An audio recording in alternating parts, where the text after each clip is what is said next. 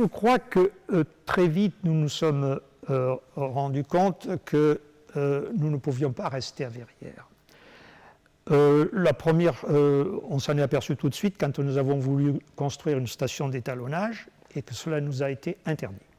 Okay, donc nous sommes allés installer cette station d'étalonnage sur le campus de l'ONERA, Chalais-Meudon.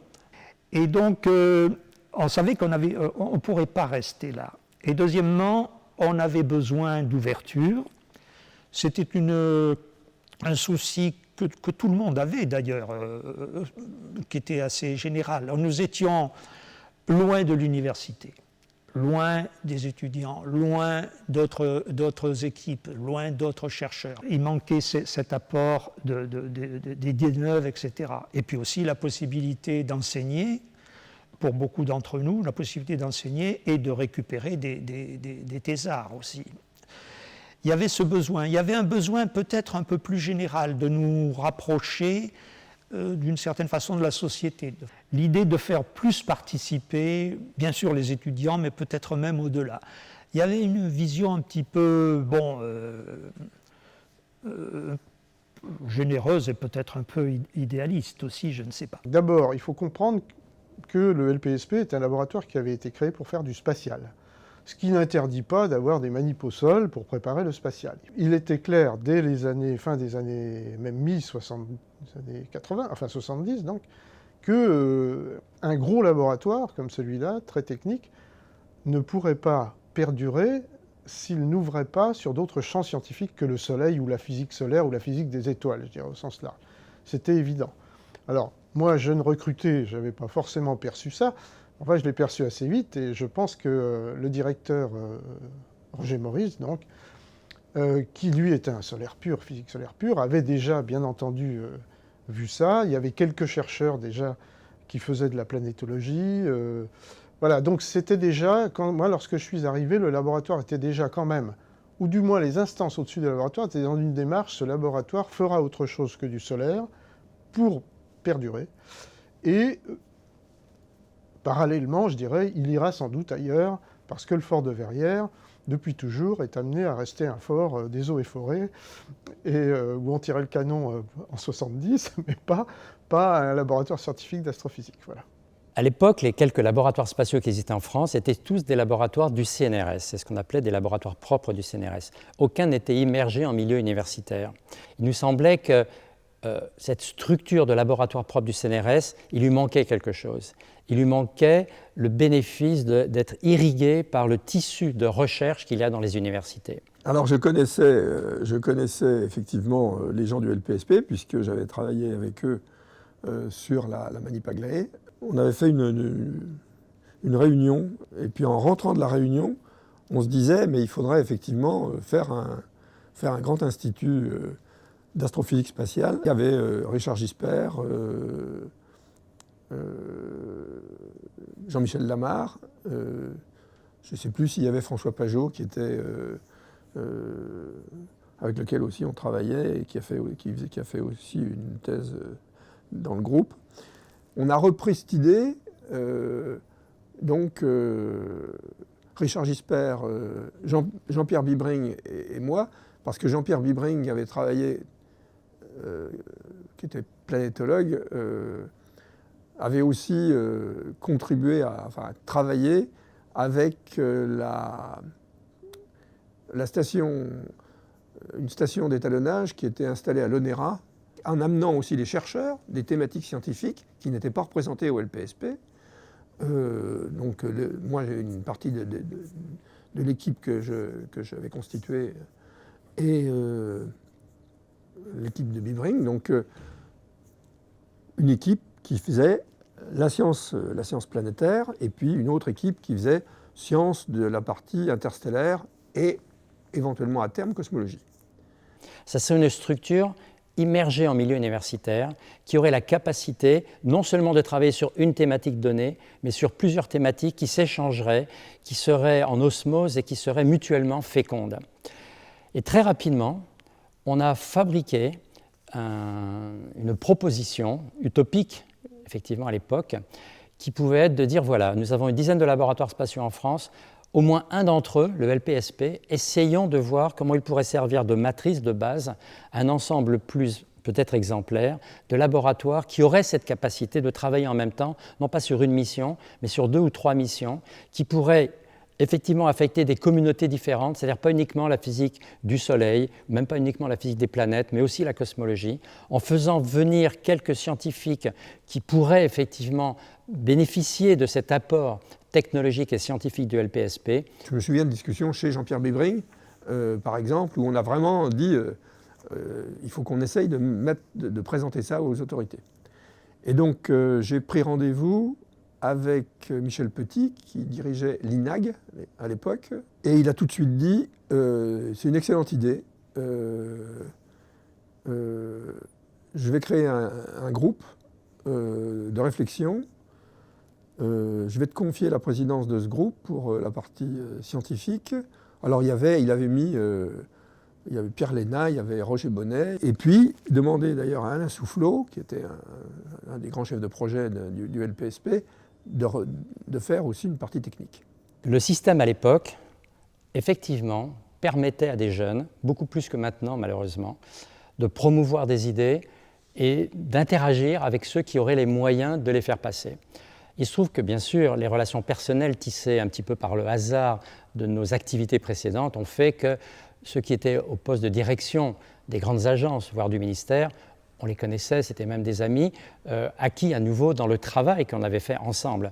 Donc bien sûr, ça nous a aidés de jauger de la pertinence de notre projet, c'est-à-dire avant même d'en faire une matrice, il a fallu qu'on expose ce projet à un certain nombre de gens pour s'apercevoir qu'effectivement, il y avait une résonance entre ce que nous on considérait être une nécessité de développement des structures des laboratoires spatiaux et la volonté d'un nombre de gens, dont Hubert Curien, qui était bien sûr aux premières loges, mais aussi les structures du CNRS et de l'ancêtre de l'INSU, d'aller plus loin dans la capacité des laboratoires spatiaux de participer à l'exploration spatiale au sens large. On a évalué le coût et essayé de faire un montage financier pour un institut d'astrophysique spatiale avec une station d'étalonnage et de test qui utiliserait le rayonnement synchrotron.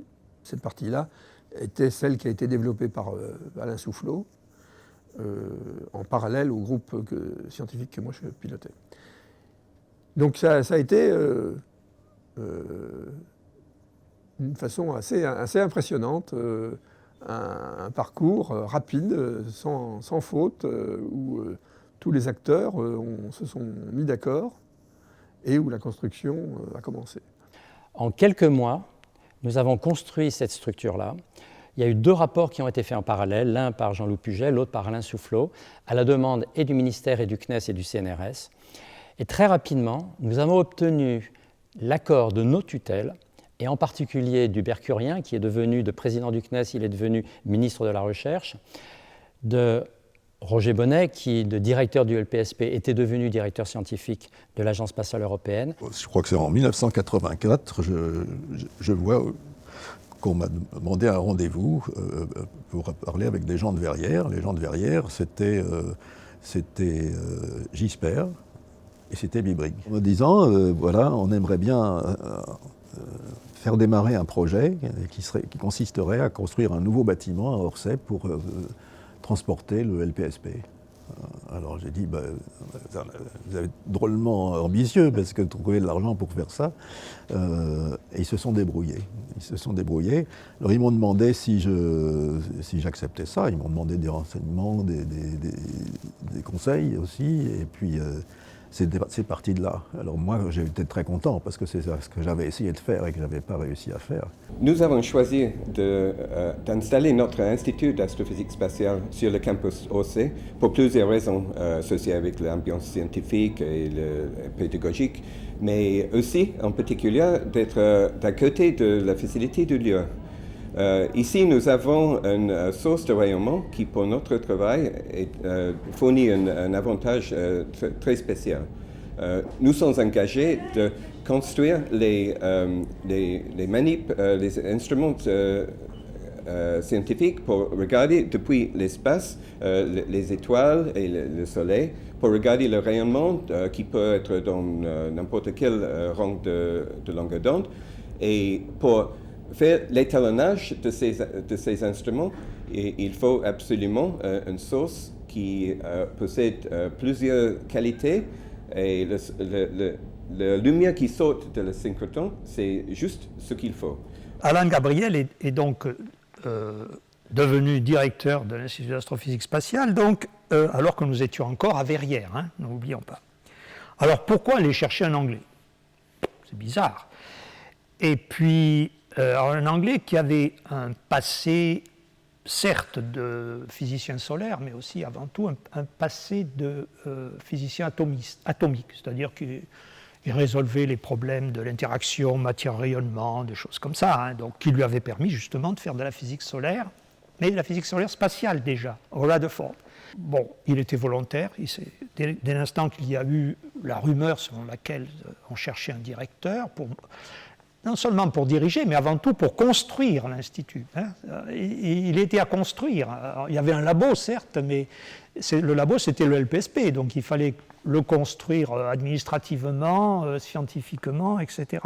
Et il a manifesté très grande ouverture d'esprit par rapport à l'ouverture, en ce qui concerne l'ouverture à d'autres disciplines, d'autres équipes, etc.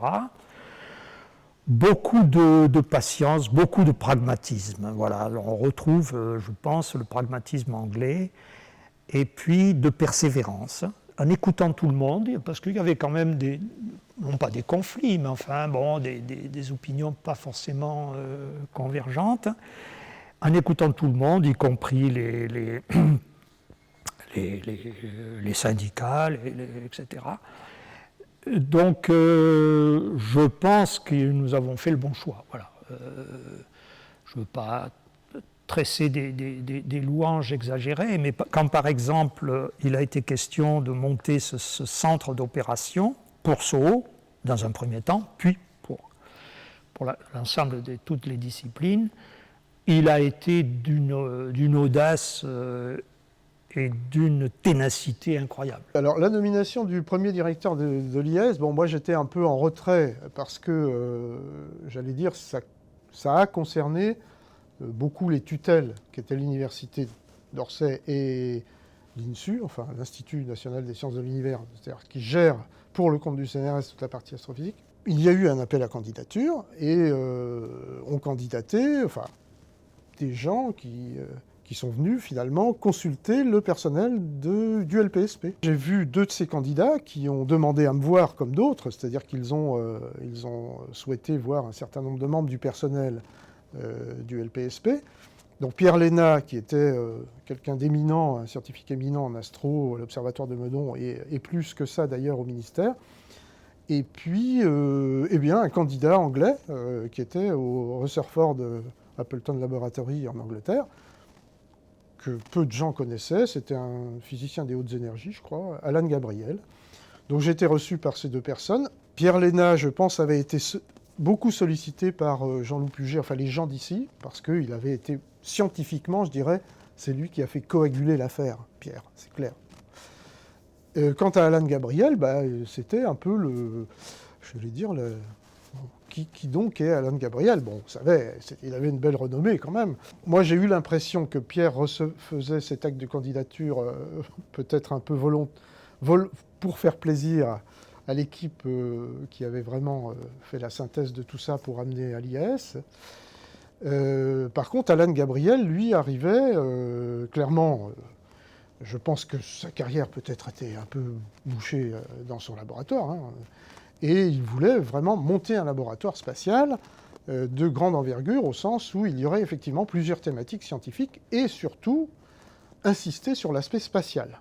J'ai beaucoup apprécié Alan Gabriel par ses questions, par le fait qu'il était quand même très anglais, donc un peu dubitatif sur l'aspect...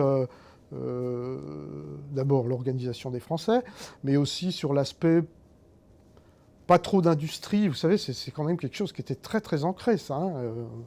La science et l'industrie, c'est pas du tout la même maison. Donc lui, Lui, si. Alan est arrivé avec cette culture-là, quand même, un labo spatial qui pourrait candidater aux grandes manips de l'ESA. Donc, voilà. Et donc, l'aspect industriel n'est pas absent. C'est un peu l'impression que j'ai eue quand j'ai appris que Pierre ne candidatait plus, finalement. Voilà. Bon, c'est tout. Et donc, moi, j'ai vécu ça comme ça. J'ai appris la candidature reçue d'Alan Gabriel. Et j'en ai été, ma foi, fort content, mais je me disais, bon, ok, on va aller à Orsay avec ce gars-là. Mais je n'avais pas de réticence à avoir cette personne, au contraire même. Je trouvais ça bien.